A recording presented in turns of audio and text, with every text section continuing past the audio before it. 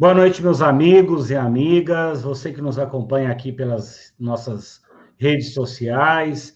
Muito obrigado pela sua participação, por acompanhar nosso trabalho, nosso mandato, e neste dia, numa quarta-feira de cinza, em que a gente recebe aqui, na nossa página, Dom Mauro Morelli, nosso amigo de longa data, bispo da Igreja Católica, foi presidente do CONSEA, do Conselho Nacional de Segurança Alimentar. Dom Mauro, é uma alegria receber o senhor aqui nessa oportunidade para a gente tratar deste assunto tão importante para o Brasil, que é a campanha da fraternidade neste momento. Odair, Deus seja louvado pelo nosso reencontro. Esse encontro nosso é de fraternidade. Não há nenhum vínculo político na aceitação do teu convite. Tudo que nós fazemos é político, visa o bem comum. Na verdadeira política é o bem comum. Mas, Odair, nós estamos juntos em 19, se eu não me engano, de julho de 2003, lá em Campanha, no encontro, um sábado de cristãos com mandato político. E eu estava assessorando o encontro e, no fim do dia, retornava a Itanhandu para celebrar uma missa numa pousada de um amigo meu, que me hospedava, com as pessoas que me pediram, quando aconteceu um grave acidente. Tinha despedido o Odair 10 minutos depois, ele teve que correr para me socorrer. Então, o que me une ao Odair é a fraternidade daquela fatalidade. Aliás, eu descobri que Deus transforma as desgraças numa graça. A minha desgraça do acidente foi muito rica de graças, né? A fraternidade do Odair, o cuidado dele comigo, com o Kleber, que hoje é padre da Diocese de Piracicaba, a atenção com a minha irmã, sempre é um gesto maravilhoso que nasce do amor fraterno que a nossa fé em Cristo nos leva a viver. Tempo bom, né? Devia voltar no dia seguinte para o encontro com as pastorais sociais. Bom, Deus seja louvado pela bênção da vida, pela graça da missão. Hoje, Odair, eu já completei, cada 5 anos eu costumo festejar. Em 2020, as festas foram frustradas, e nem tem sentido você festejar no meio do mundo sofrendo os horrores e as dores da pandemia. Mas em 2020, eu celebrei 45 anos de bispo ordenado. Eu fui eleito bispo no tempo de Paulo VI. Eu não tinha 10 anos de padre. Depois, em abril, eu celebrei 55 de padre. Em setembro, 85 de idade.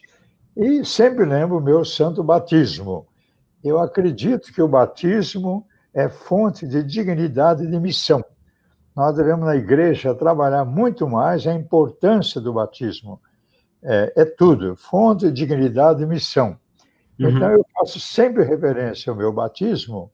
Mergulhei na morte com Cristo, ressurgi com Ele para uma vida nova, no dom do seu Espírito.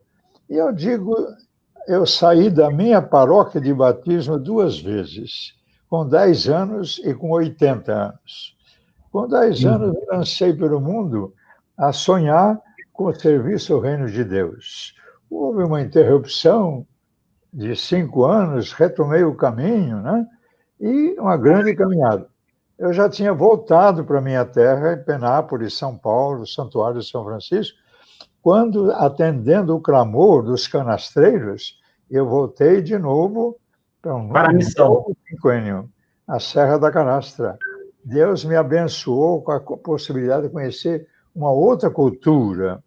E o Papa Francisco, Odair, na encíclica Laudato Si, acho que no número 145, diz assim: a extinção de uma cultura é tão ou mais grave que a extinção de uma espécie.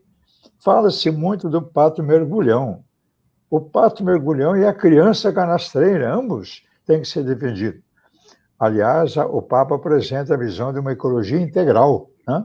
Bom, não quero me alongar nessa introdução, mas agora eu estou começando um novo quinquênio.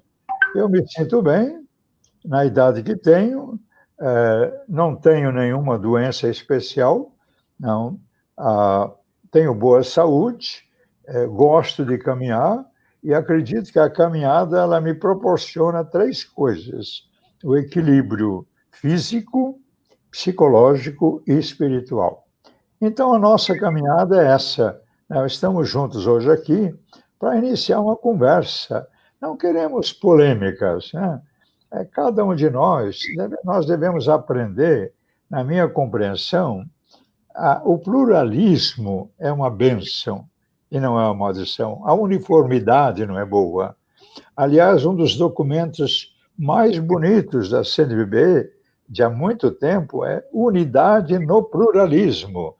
E a igreja, nos seus primórdios, ela primava em pluralismo. A centralização não é boa. Não, nós temos que trabalhar a autonomia em comunhão. Assim, Odair, depois dessa introdução um pouco longa, eu gostaria que você tomasse a palavra e nos orientasse. Não, Dom Mauro, eu primeiro fico feliz de também poder reencontrá-lo. Eu tive ciência do trabalho que o senhor estava desenvolvendo com os canastreiros. Realmente é uma cultura que precisa ser preservada e cuidada, porque, infelizmente, no processo de consertação do Parque Nacional da Serra da Canastra, as comunidades tradicionais elas foram relegadas ao esquecimento. E, com certeza, a presença do senhor lá lançou luz para a luta deles e lançou também expectativa e eu diria, esperança para que as pessoas tenham a sua vida reconhecida. E eu fico feliz de poder encontrá-lo também, porque, como o senhor bem disse, o senhor é um homem de missão e vive pregando o evangelho e as consequências deste evangelho na vida das pessoas.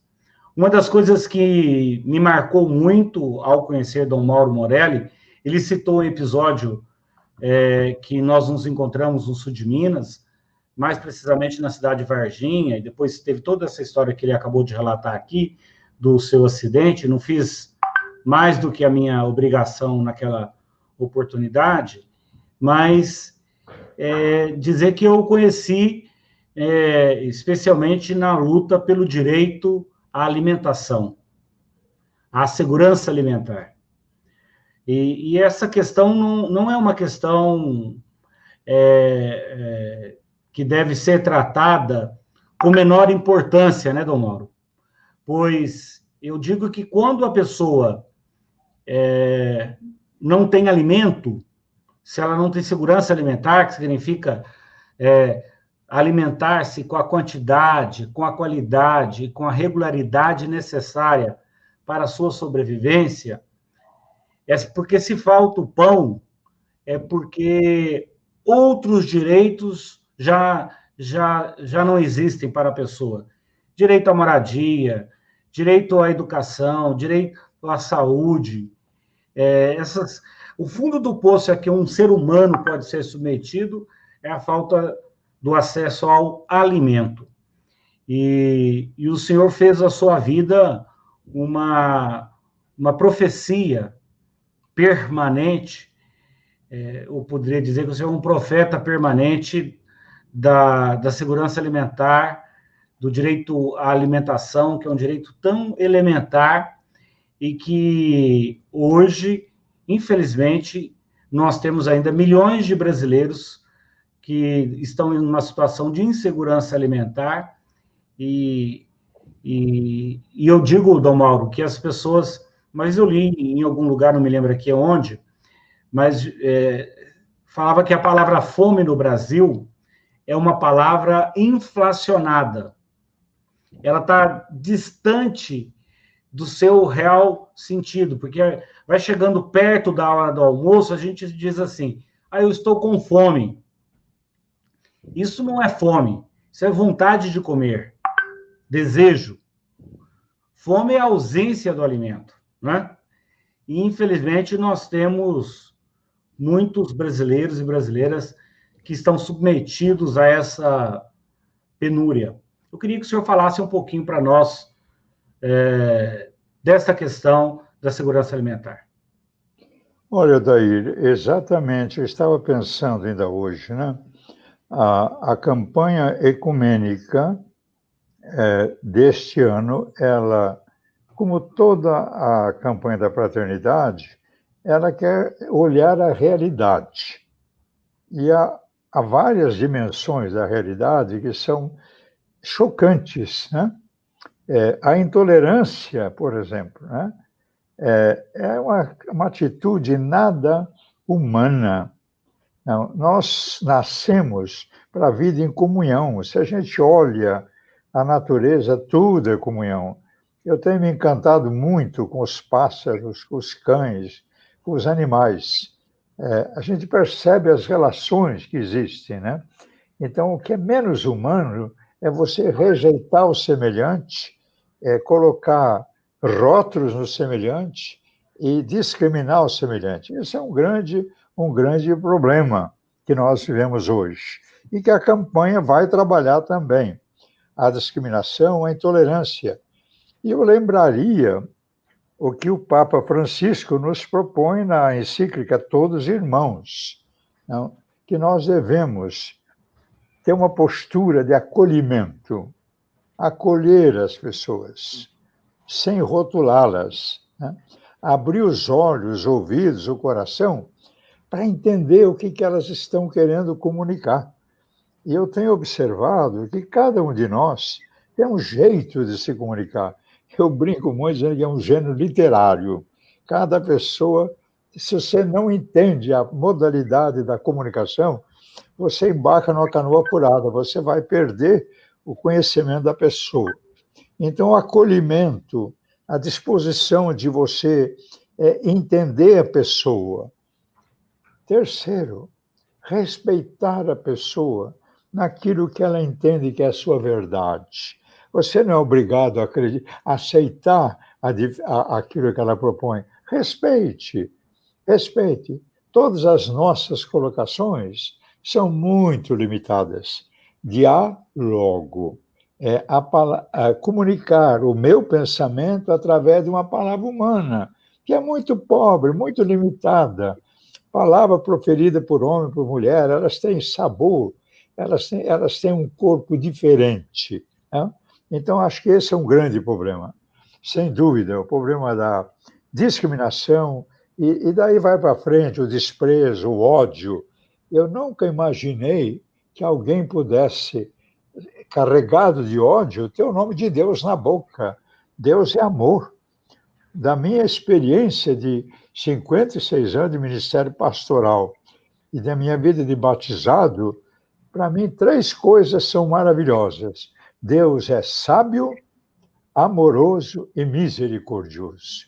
E o que Jesus nos diz, sede misericordiosos, como o Pai é misericordioso. O que quer dizer misericórdia? É ter o coração junto a um mísero.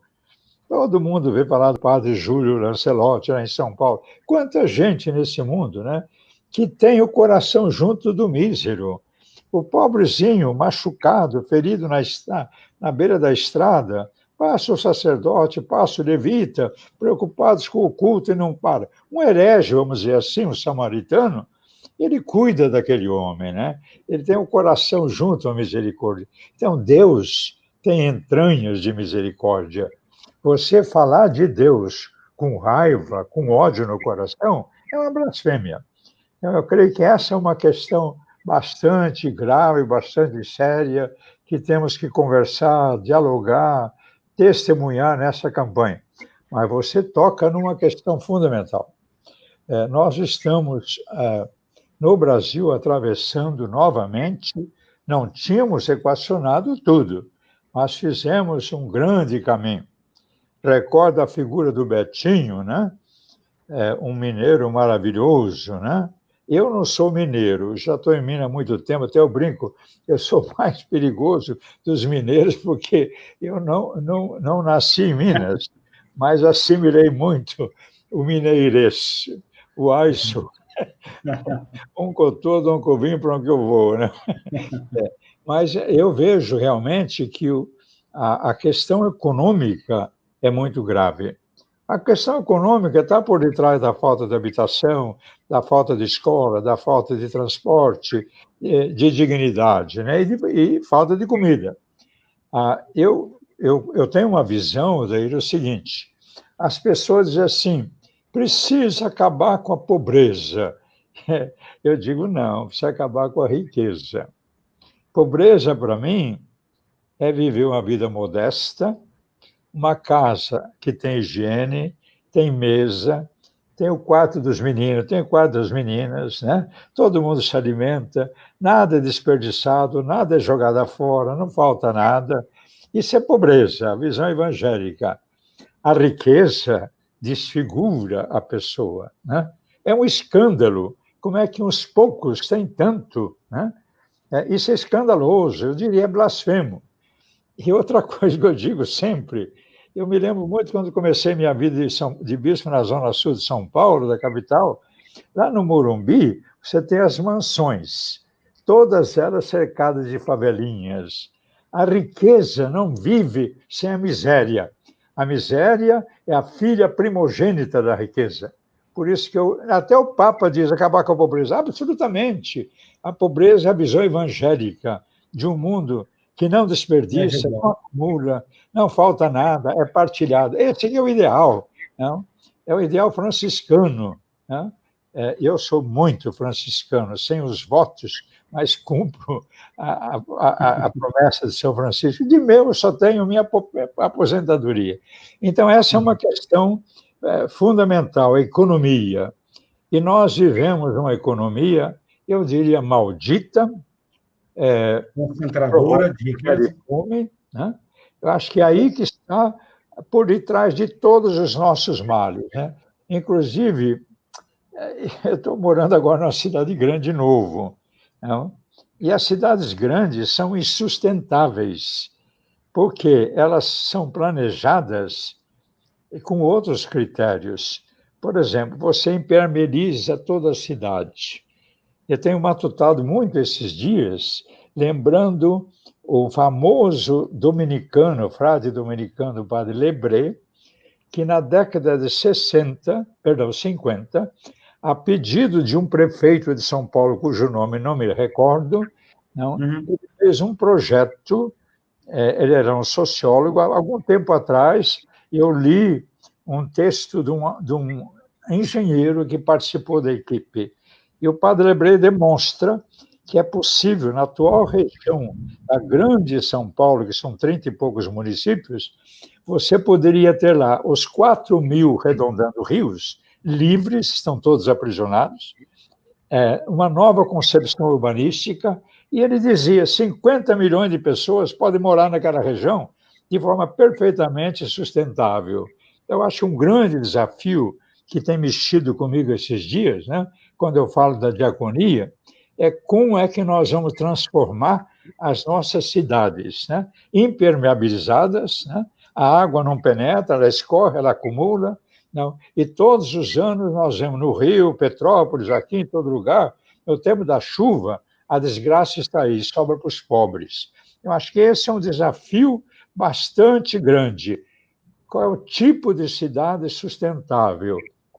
Eu li uma notícia, não deu ainda para entrar dentro da matéria, lá no Oriente, na Ásia, alguém lá, um desses, foge o nome agora, Sudão, existe um projeto de uma cidade nova.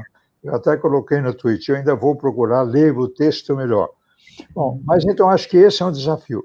Então nós estamos vivendo no Brasil, olha, desde 64, um modelo de desenvolvimento que não traz o bem-estar para todos. Nós continuamos sendo um país escandaloso na redivisão de rendas, né? É um país extremamente desigual, não? A terra continua sendo capitalizada de forma absurda. Nós estamos aí, hoje nós temos sobrando agrotóxicos e faltando vacina, né? Temos veneno em quantidade, né?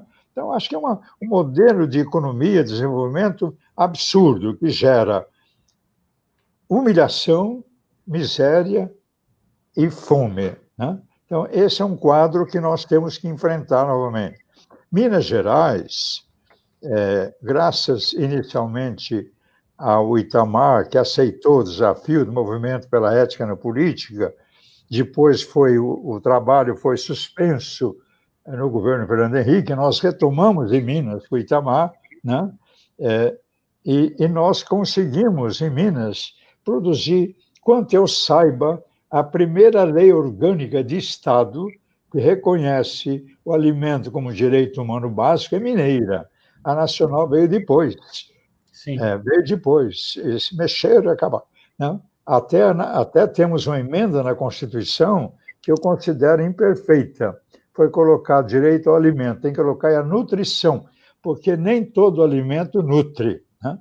E uma das coisas, essa manhã eu participei da celebração aqui na paróquia local, paróquia Nossa Senhora da Misericórdia, e eu estou observando que um grande drama hoje é o drama nutricional, ou por deficiência, ou por exagero, né, de alimentação. Então, você tem a desnutrido e obesidade. Até eu estou assustado com a obesidade do clero, né? Seminaristas, eu estou impressionado.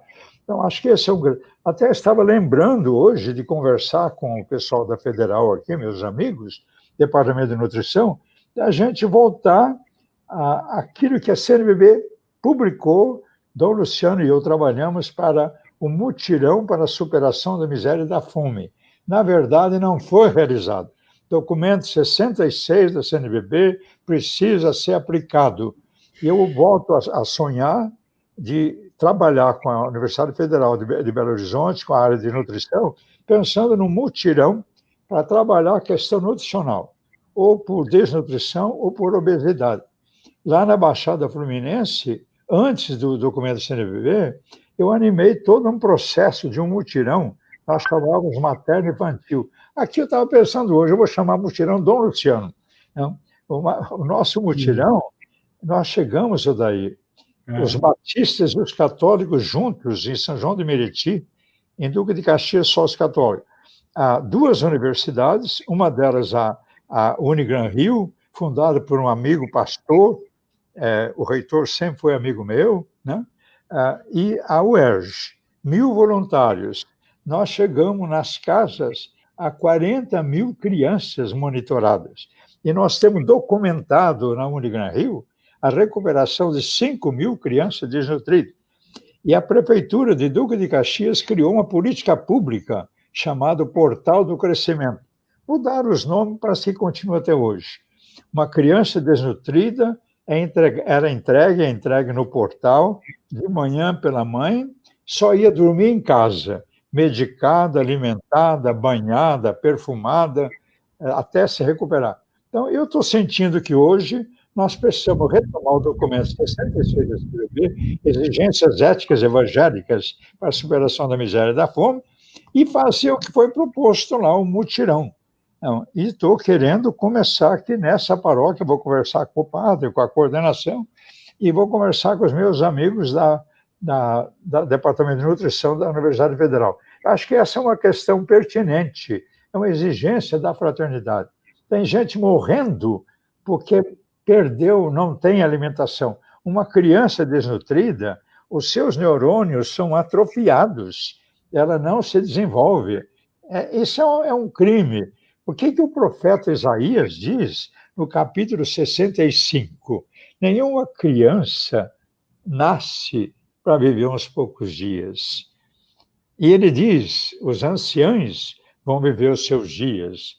E ele diz assim, você ainda é jovem, né, André? Você está com quanto agora? 44. 44. Quando você chegar a 100, se morrer com 100, vão dizer assim, puxa, morreu novo. A visão bíblica não é aquela catequese antiga, morreu criancinha, virou anjo. Isso é bobagem. Essa é uma catequese errada, mal entendida, mal trabalhada. Nós não nascemos para ser anjo, nós somos gente. Né? Então, nós temos que trabalhar muito pôr o ser humano em pé, de forma saudável, criança, jovem, idoso, né? Alimentação e nutrição vão junto. Então, eu vejo aí também na fraternidade uma exigência. Você colocou de todos os problemas que estão vendo hoje, são muito sérios. A discriminação, o ódio, né? Mas o que está nos ameaçando muito é exatamente a falta de uma alimentação adequada e saudável. O povo não está tendo recurso para adquirir o alimento. E o alimento produzido pela agricultura familiar, ele é o melhor. E nós precisamos acreditar nisto. Eu até digo brincando, não coma nada que quem planta não come. A agricultura familiar, ela come o que planta. Né? E nós temos que apoiar uma agricultura familiar com a economia solidária, avançar. Eu acho que há coisas muito importantes a fazer, né, nessa área. E me disponho, estou muito animado, dentro das forças que Deus me concede, estou esperando a vacina. Né? Claro. Quem sabe a semana que vem, eu que tenho 85, na verdade, eu já tenho 86, porque eu fui concebido em janeiro e nasci em setembro. Eu já tenho 86, mas se você for lá explicar isso, vai dar uma confusão. Não, eu estou esperando a minha vacina. Não, vacina é vida. Nós temos que parar com essa idiotice, não, de dizer bobagem. Tem gente que fala, não sabe o que está falando. Deus nos fez inteligentes. Temos que respeitar os nossos cientistas. E são pessoas, normalmente, o cientista que está lá no Instituto do Butantan, no Fiocruz, são pessoas que têm amor à vida, que têm ideal, né? Dedicam horas e horas de tempo pesquisando. Não é gente que brinca com a vida dos outros. Eu nem sei se eles são tão bem remunerados quanto merecem. Não? Certamente um pouquinho melhor que o povo comum, mas realmente a ciência é um dom de Deus. O cientista é alguém que louva a Deus porque usa a sua inteligência. Inteligência quer dizer o quê? Intus legere. Não ser superficial, é penetrar a fundo, lá dentro de uma pedra, no segredo da natureza, para entender o mistério da vida. Respeitemos os cientistas, que todos esses governantes se unam para que o povo brasileiro possa viver. Estamos sendo condenados à morte porque não há vacina. Isso é uma vergonha, é um escândalo, é um crime. Isso é uma ofensa a Deus. Viva a ciência, viva a vida e vacina já. Isso mesmo, meu Mauro. O senhor fala de uma questão, mas o senhor dizia para nós aqui, eu tratava da questão da segurança alimentar, o senhor falou bem dos problemas que estão presentes na nossa sociedade hoje e que contribuem para um ambiente de insegurança, de instabilidade e acaba gerando essas intolerâncias que só podem ser superadas com o diálogo. Dentro da campanha da fraternidade, com certeza, o texto base bebe também na fonte, que foi o documento do Papa Francisco, do Fratelli Tutti. O senhor dizia, então, de 4 coisas. Aí o senhor disse 4 gestos, né? Acolher, respeitar, e ficou faltando Entender, 2 que eu queria ouvir. Entender, respeitar e amar. Amar. Acolher, respeitar, entender. Acolher, entender, respeitar a diferença, não precisa estar de acordo, e amar a pessoa. Desejar que ela possa ter mais vida. E não desanimá-la, atropelá-la, né? essa questão de amá-la, Dom Mauro, talvez seja um bom exercício para a quaresma, né? Um exercício espiritual. Às vezes, a gente hoje não come carne, é um dia de abstinência de carne, faz um jejum, mas um sacrifício importante é amar uma pessoa que a gente tem diferenças, não é? Exatamente. Inclusive, eu penso assim, Odair, o jejum e a penitência, eles são maravilhosos quando eles têm a dimensão de fraternidade. Por exemplo, eu estou tomando leite e lembro que tem criança que não tem leite para tomar. Então, eu posso jejuar do meu leite e fazer chegar a uma criança 1 litro de leite, né? Eu acho que essa é uma dimensão. Todo o nosso jejum e privação deve ajudar alguém a viver melhor. Isso me humaniza mais, isso me faz mais semelhante ao Deus amoroso e misericordioso e ajuda outra criatura a ter vida e saúde. Acho que essas dimensões têm que ser trabalhadas, né? Eu fico profundamente incomodado quando estou andando, vejo pessoa passando fome, a gente vai e busca uma ajuda, leva alguma coisa para a pessoa, né? Nós não conseguimos resolver tudo, não, mas é importante que cada um faça o que pode fazer. Deus não vai perguntar, você fez o que devia? Sorte que ele não vai perguntar isso. Ele fez, você fez o que podia? Ele não vai perguntar se deu um saco de farinha de 60 quilos a um faminto.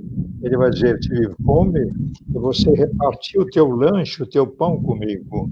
Eu acho que a fraternidade é exatamente a dimensão concreta da fé em Deus. Amarás ao Senhor teu Deus e a teu próximo como a ti mesmo. O caminho do diálogo, Odair, eu queria dizer que é um caminho muito abençoado. Eu tive a graça de, desde o primeiro ano de padre, eu assumi um trabalho, eu estudei nos Estados Unidos, no seminário pontifício, universidade, voltei ao Brasil 1º de janeiro de 66. O bispo me colocou em Rio Claro, São Paulo, na principal paróquia. Eu disse, senhor bispo, posso visitar os pastores da cidade? Ele disse, pode, ele era focolarino.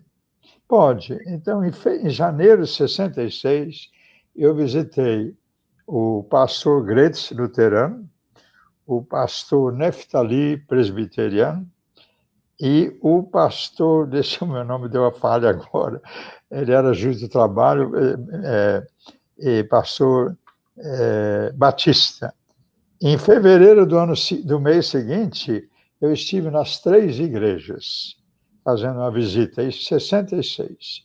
Em 67, no Natal, nós nos reunimos na praça principal, os corais de todas as igrejas cristãs, para celebrar o Natal. Então, não é de hoje. Eu, lá no Evangelho de João, fico muito feliz, porque já na década de 80 havia um sonho de uma campanha ecumênica, a campanha desde 60. Eu sou bispo desde dezembro de 74, já há algum tempo, né? Vivi muita coisa. Então, já na década de 80 havia um sonho pela campanha ecumênica. Começou em 2000. Fico muito feliz. Inclusive, esse ano, além do CONIC, que é um Conselho Nacional de Igrejas Cristãs Históricas, ele é pequeno, a Igreja Católica participa. Nós também tivemos, esse ano, participando da campanha, a Igreja de Betesda, tivemos os batistas, né? Que coisa boa. Eu traduzo João 17, é a palavra da unidade, né? Essa campanha está dizendo da Carta aos Efésios, capítulo 2, Cristo é a nossa paz. Ele ajunta o dividido, não, ele constrói a unidade. Então, Jesus diz na oração sacerdotal, Pai, que eles sejam um, para que o mundo creia. Eu gosto de traduzir daí, para que o mundo tenha vida. A minha fé é na vida em comunhão. Então, que o mundo acredite na vida em comunhão com o chão que pisa. Nós somos terra. Nós viemos de Deus pela terra e voltamos a Deus pela terra. O Espírito de Deus pairava sobre as águas. O Espírito de Deus vai parar sobre a minha morte. Não? Eu sou terra, a casa comum. E a minha proposta de trabalho daqui para frente, nesse tempo, com a diaconia franciscana, a Arca de Noé, eu acho que nós estamos numa crise civilizatória. Noé é um homem de bom senso e de fé. Ele falou, temos que fazer alguma coisa para vencer a calamidade. Vamos ver se nós atravessamos e começamos um tempo novo. Assim eu sonho com o tempo novo. Estamos unidos, crentes e não crentes. Crentes e ateus, todos somos irmãos. Eu me lembro, andando nas universidades, jovens diziam assim para mim, eu sou ateu. Dizia, rapaz, que idade você tem? 21. Eu falei, quando você tiver 40, e você for um homem ético, justo e solidário, me disser que é ateu, eu vou tirar o chapéu para você. Eu convivi muito com Niemeyer, que era um ateu. Trabalhei muito com ele. Então, nós vamos nos unir, ateus e crentes. O que é que nos une? A casa comum. Vamos ouvir cada um os seus argumentos, suas motivações. Eu quero saber por que é que um ateu ama tanta terra, por que que ele é ético, por que que ele é solidário. Isso é importante. Então, eu fiquei muito feliz esse ano de ver um passo novo da campanha. Eu estou aqui com a cruz peitoral, que eu uso muito, é a cruz dos presbiterianos da Escócia. Esta cruz aqui foi feita da Assembleia desde 1986. Eu estava com um projeto de artesanato na diocese, eles me pediram, a gente fez a cruz. E na celebração eles me deram uma. E carrego muito comigo, uma cruz belíssima da Escócia, né? Eu tive o privilégio de pregar na principal igreja presbiteriana da Escócia. Trabalhei daí durante 21 viagens, 21 semanas, em 7 viagens, eu trabalhei no Canadá com 5 igrejas cristãs na Organização de Desenvolvimento e Paz. Eu conheço o Canadá mais que o Brasil, dialogando com os grupos de base sobre o desenvolvimento como o caminho da paz, não como o caminho da exclusão, da discriminação, da miséria, da degradação. Então, a minha vivência é muito grande nessa área. Tive o privilégio, com Dom Adriano, de saudosa memória, bispo de Nova Iguaçu, um grande servo de Deus, como Dom Valdir, Calheiros em Volta Redonda, o nosso querido, agora é outro branco na cabeça, Dom Vital Wilderink, né, que é companheiro de Carlos Mestre. Carlos Mestre é uma figura maravilhosa que nós ainda temos entre nós. Né? Felizmente. Então, nós, o que a gente sonha, né? Me perdi um pouquinho agora aqui, mas eu vou me recuperar. Assim, sonhamos com um mundo diferente, né? E vamos trabalhar exatamente essa dimensão. A outra dimensão que eu acho importante, eu agora me recuperei. Com Dom Adriano, na ECO 92, nós, atendendo o Conselho Mundial de Igrejas, recebemos na Baixada Fluminense, eu não tinha infraestrutura, Dom Adriano tinha, um encontro prévio à ECO 92. Olha, foi uma das coisas mais lindas da minha vida. Foram 180 pessoas de 54 nações, e nós éramos no encerramento daquela 8 dias de convivência, na Catedral de Duque de Caxias, na noite de Pentecostes, sábado para domingo, 72 igrejas cristãs, das 10 da noite às 6 da manhã, louvando a Deus juntos, né? E convivemos. Eu nunca vi algo assim. E depois fomos com a procissão de luz. Uma pastora húngara fez a bênção. Verdadeiro Pentecostes. Foi um verdadeiro Pentecostes. Eu não conheço nenhum outro evento de igreja que eu saiba tão lindo quanto aquele. Nós éramos 71, quando alguém disse, não, tem mais, eu sou da Assembleia de Deus. Eu disse, amém, aleluia, né? Então, foi uma maravilha. Nós nos reunimos na praça, aí das comunidades vieram as pessoas, né? Que tinham feito vigília nas comunidades, eram mais ou menos umas 7, 8 mil pessoas celebrando a maravilha da unidade. Depois eu fui a Genebra apresentar a Carta às Igrejas, você estava lendo esses dias, tão atual, tão importante, né? Eu pretendo publicar vários documentos nesse ano ainda.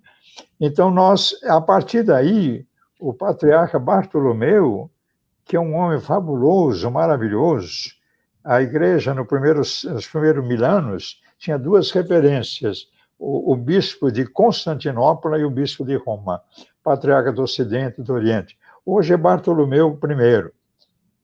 Paulo VI se encontrou com Demétrios e eles levantaram a excomunhão, mas ainda não estamos em comunhão. É uma igreja irmã, muito querida. E o patriarca Bartolomeu, a partir da minha presença em Genebra, passou a me convidar.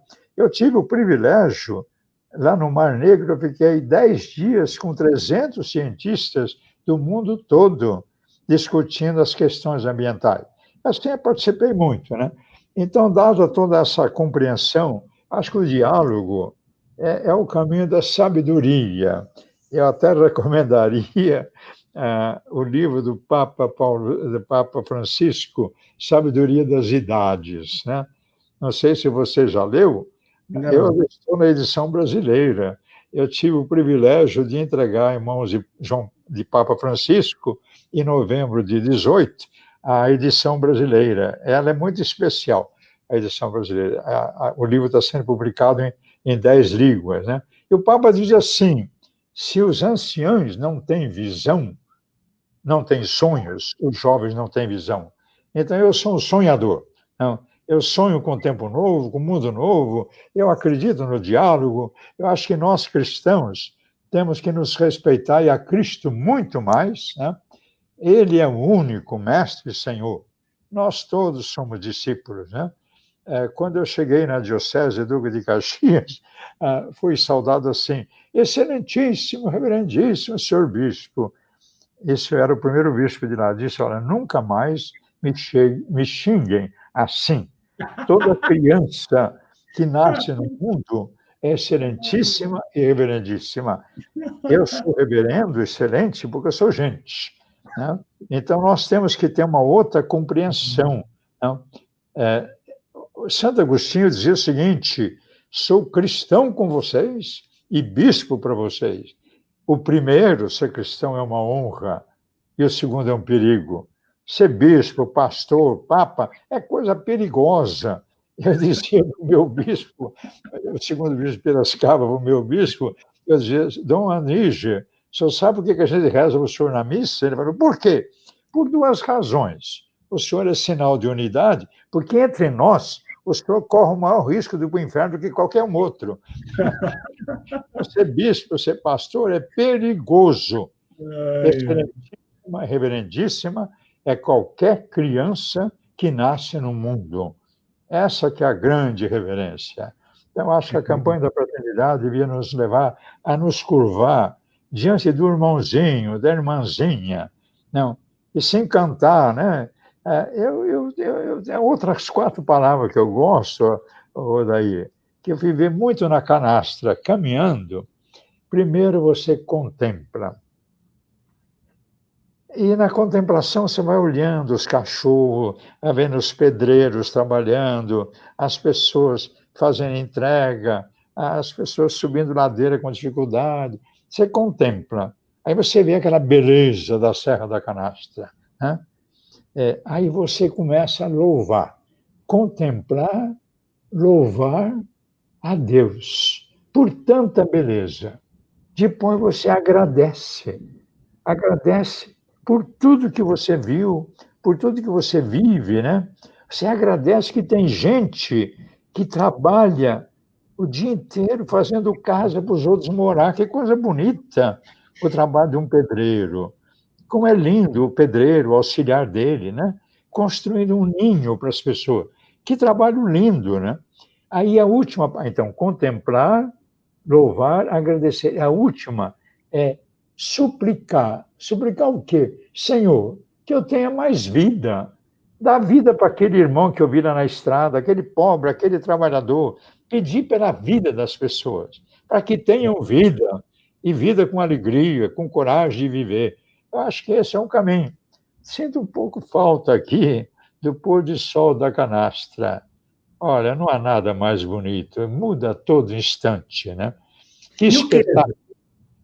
Toda a Serra da Canastra, toda tarde eu ia lá no ponto mais alto para olhar para a serra e o pôr do sol. Era a minha oração da tarde. Toda tarde, como é Normal. que muda? E o queijo? O senhor não sente falta? Eles são... Ah, meu irmão, jejum de queijo. Outro dia nós ganhamos o queijo do Miguel, que é um dos nossos canastreiros, né? Sem dúvida. A gente comprou um queijo aqui também. Minas tem muito queijo. Agora pode ser que foge os números, naquele festival lá na França, né? Como é que Assim. chama o lugar? Agora a memória parou. É uma cidade e um vale, né? É o Festival do Queijo. Em muitos prêmios, Minas carregou tantos, né? Bastante, né? E a canastra é uma grande premiada. E é um pessoal que não tem presunção, né? O queijo faz parte da cultura. Cultura, para mim, é relação do povo com o chão que pisa, com a água, com o capim, com o clima, né? Claro. Então, existe toda uma relação que chega a produzir o que... Eu já vi coisa engraçada, gente comprando DNA do queijo canastra para fazê-lo em Campinas. Olha, eu não aguentei, eu caí na gargalhada. Tem umas coisas assim. Então, aí retomamos, quase chegando ao fim, uma das grandes questões da fraternidade no Brasil hoje é a preservação das culturas. No Brasil todo, olha, eu sou um tuiteiro, mexeu com criança, mexe comigo. Mexeu com os indígenas, mexe comigo. Mexeu com o quilombola, mexe comigo. Minas Gerais estão sendo atacados, né? Nós temos que defender esse pluralismo cultural. É Minas verdade. Gerais é muito rica. Inclusive, Minas tem uma coisa que nem todo mundo sabe: nós temos caboclos geneticamente alemães. Ali, na divisa com Minas, eles atravessaram o Espírito Santo, lá na Vazante, são chamados vazanteiros, né? Se acaboclaram. Veja que coisa maravilhosa, né? A origem deles é saxônica. Eu também sou saxônico. O norte da Itália é saxônico. Português, eu sou do outro lado, e eu acabei descobrindo que eu sou judeu, porque livro, eu gosto de ver o último capítulo. Eu leio o último capítulo, o epílogo. Se eu gostar do livro, eu não compro, vou pedir emprestado. Então, eu sou saxônico e judeu, né? Português ou é judeu ou é árabe, né? Então, acho que essa é uma grande exigência hoje. As nossas ateus e cristãos e crentes vamos defender as culturas, né? A diversidade cultural. Eu acho ridículo. As pessoas não sabem nem que é inglês, com camiseta em inglês, falando inglês, tudo em inglês. E eu falo inglês porque eu tive a oportunidade de receber uma bolsa de estudo, né? E pedi, consegui, o meu bispo disse, se conseguir, pode ir, né? Coisa boa. Eu sou um dos remanescentes da grande marcha sobre Washington, liderada pelo eminente e saudoso pastor Martin Luther King. Nós caminhamos 250 mil pessoas, acho que foi em 63, né? Se eu não me engano. Nós caminhamos cantando We Shall Overcome, nós venceremos. É o canto da esperança. Dom Paulo Evaristo, figura maravilhosa, né, Dom Paulo? Dom Paulo, o lema dele era de esperança em esperança. Eu, quando era criança, caminhão era com manivela para pegar, né? Então, de vez em quando, dava um tranco. E eu traduzo de esperança em esperança, de tranco em tranco. Não deixa a peteca cair, minha gente. Vamos trabalhar pela unidade, não pela uniformidade. Autonomia em comunhão, não independência, não isolamento. Vamos ter compreensão uns com os outros. Eu tenho muitos amigos batistas, presbiterianos, né? Principalmente os batistas com os quais eu tive muita convivência, né? Inclusive, lembro muito do pastor Silas, da Igreja Batista de Santo Antônio, em Vitória, né? Já faleceu. Um grande servo de Deus. Ele participou do conselho na época do Lula, se eu não me engano, né? Então, assim é a vida, né? Vamos superar barreiras, preconceitos, né? E caminhar com Cristo, olhando os pés de Cristo. Eu tenho um poema, os pés de Cristo, pés tenros de criança acariciados pela mãe. Eu percorro todo o Evangelho e termina: pés fixados na cruz, que reverentes beijamos, para que nossos pés fossem livres. Diz Isaías: bem-aventurados os pés dos que promovem a paz. Vamos promover a paz, né, Dom Mauro? Eu fico feliz, Dom Mauro, de ouvir o senhor, de dividir com os meus amigos e amigas, quem nos acompanha aqui ao vivo, aqueles que terão a oportunidade de assistir essa live depois, de dividir com esses amigos as palavras do senhor, porque são palavras que nos entusiasmam na luta cotidiana para fazer um mundo mais justo, mais solidário, mais fraterno. E como nós vivemos num mundo muito polarizado ultimamente, de muita acirramento, agora mesmo no Congresso Nacional, na Câmara dos Deputados, nós vamos ter que votar a soltura ou não de um deputado federal que foi preso porque estava incitando as pessoas a dar uma surra em um ministro do Supremo Tribunal Federal. Veja isso. Discordar da decisão de um ministro, emitir um juízo de valor sobre a decisão de um ministro, é democrático. Agora, infelizmente, incitar as pessoas a irem a vias de fato, né, é um nível de intolerância muito grande, e isso mostra que a campanha da fraternidade, ela é atualíssima, porque é lançada hoje, no dia que a gente tem tantos sinais de intolerância, né, Dom Mauro? Sem dúvida, eu louvo a Deus por essa campanha. Ela desperta muita reação, mas essa reação está dentro de um momento triste de um país dividido, polarizado. Eu sou do bem, você é do mal. Isso é uma bobagem muito grande. O justo peca 7 vezes por dia. Está lá na palavra de Deus, né? Imagina nós que não somos tão justos, né? A gente peca por pensamento, por palavra, olhares tortos, né? Julgando os outros. Não existe eu sou do bem, eu sou do mal. Nós todos somos pecadores a quem Deus ama muito. Olha, a coisa mais linda da Bíblia para mim é uma palavra de Isaías. Se a tua mãe te esquecesse, quer dizer, não acreditasse mais em você, Deus diz, eu não me esquecerei. Essa é a coisa mais linda. Deus jamais esquece a gente. E a mãe, a vocação dela, eu sempre dizia aos padres, nunca brigue com mãe, muito menos mãe solteira. A mãe, ela tem por missão amar o filho contra tudo e contra todos, porque se nem ela ama, o desgraçado vira pó. Essa é a visão bonita das entranhas de Deus. Ele ama como a mãe mais tonta do mundo. Todo mundo sabe que o filho dela é um pilantra elevado ao cubo. Ela diz, não, ele é bonzinho, é meu filho. Sorte dele que tem uma mãe que o ama, senão ele virava pó. Que Deus nos faça conscientes que nós somos todos pecadores, que Deus quer transformar pela prática da fraternidade. Pega teu pão, reparte, reparte. O que o profeta Isaías diz no capítulo 58? Quando repartires teu pão com o faminto, tua luz brilhará. As pessoas dizem assim, vou fazer caridade para pagar meus pecados. É o contrário. Você faz caridade quando Deus já te libertou do pecado. Uma vez eu paguei um almoço para um professor que reclamava do salário, ele disse assim, ô, Dom Mauro, ele não pensa que eu sou rico não, porque se eu fosse rico eu não pagaria. Entendeu? Eu acho que a gente tem que perceber, né? Exatamente o sentido bonito, profundo das coisas.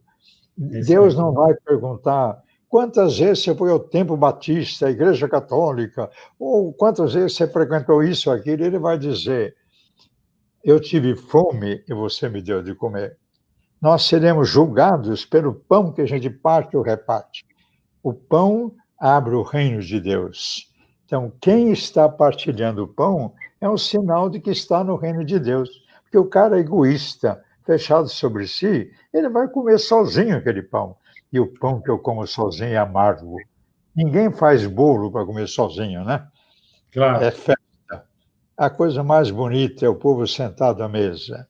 E a pandemia nos revelou que a mesa da família é o lugar do entendimento, da misericórdia, da consolação, é o lugar da união, da partilha, da fraternidade, do ânimo, né? As igrejas precisariam trabalhar mais a igreja doméstica. São muitos templos, muitas igrejas, muitos santuários e muito pouco se trabalha a igreja doméstica. É a primeira igreja.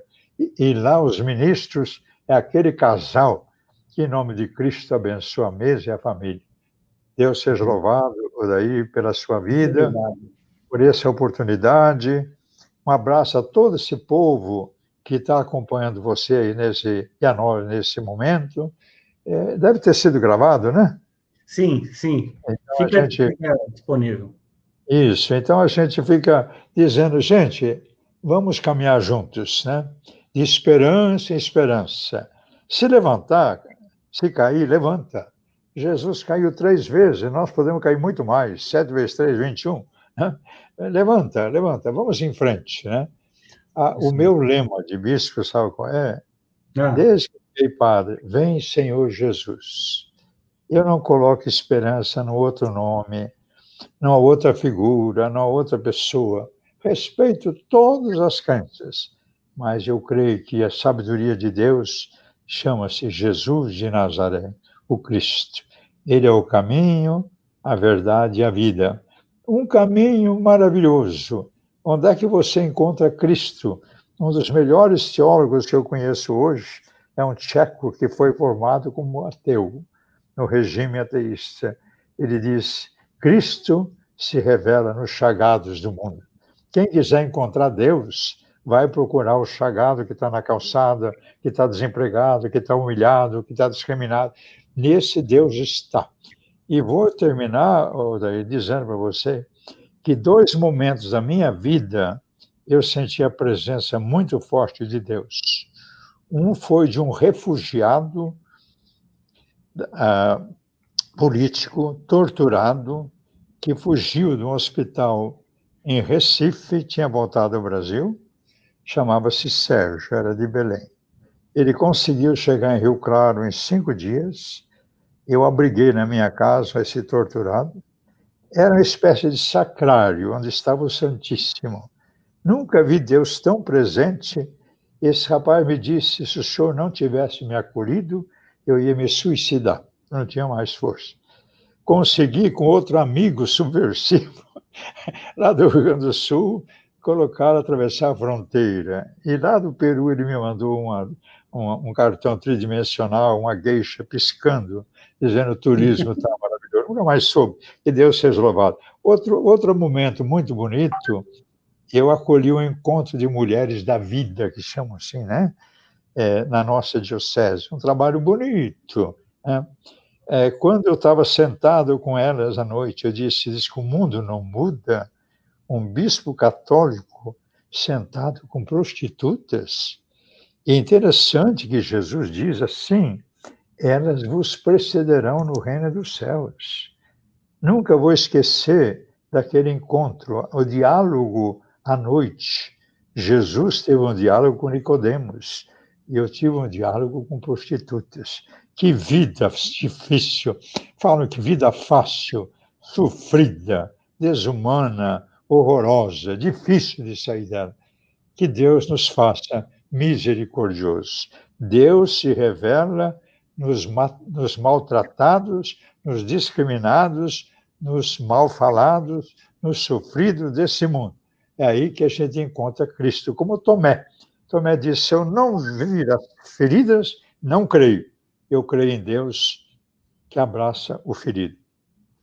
Muito bem. Então, Mauro, muito obrigado pela sua participação, muito obrigado a você que nos acompanhou aqui. São várias as pessoas que fizeram comentários aqui, inclusive o Rogério Bueno, Dom Mauro, que estava naquele encontro nosso lá em Varginha, mandou um abraço para o senhor. Mas eu quero...